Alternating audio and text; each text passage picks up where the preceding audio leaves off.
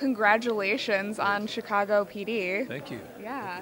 I know it's a couple episodes in now, and it's a different kind of cop show. So for fans who haven't seen it, can you explain that for us? Well, I mean, it is. It's different. You know, how to explain different, I'm not really sure I can do that, but I just know it's there's something really unique about it. It's intelligence. It's the intelligent unit, which a lot of shows have not touched on. And it's same producers and writers from Chicago Fire. There's so many different places they can go with it. We're just kind of along for the ride and just, still discovering our own characters as we go. But I think there's something really special about the unit and how it works, how it operates, and how they go about trying to, clean the streets and do their job. And the heart behind it from the cop's point of view maybe is what makes it different, is that is the personal aspect, but it's still from the professional viewpoint. It's not personal like our characters are going home and, oh, he's cheating on his wife this week or something. It's more, it's like, there's not a cop I've ever met that doesn't have at least one face that when they go to bed, it haunts them. Yeah. It's a little boy that didn't make it.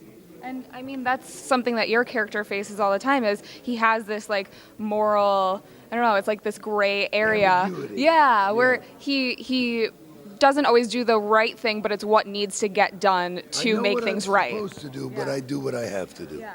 And in the first episode even, I mean, the little boy that you worked with, who he needed to get out of like this gang, yeah. And that in next episode, the third episode, you'll see more about that stuff. And people aren't either good or bad. People are people. All of us have good days and bad days. Some of us have more lighter shades of gray than darker, but we all tend to visit a lot of the spectrum. And what has it been like filming on location in Chicago? Oh, it's been incredible. I mean, we've said this before. Chicago is the star. Yeah. It's the star of the show, and Chicago, just from the people and just, from the architecture and just the history, the rich history in Chicago. I mean, the heartbeat. It's a person. It's like trying to describe a person. It's something in and of itself. Wouldn't be the same if it was somewhere else. Yeah.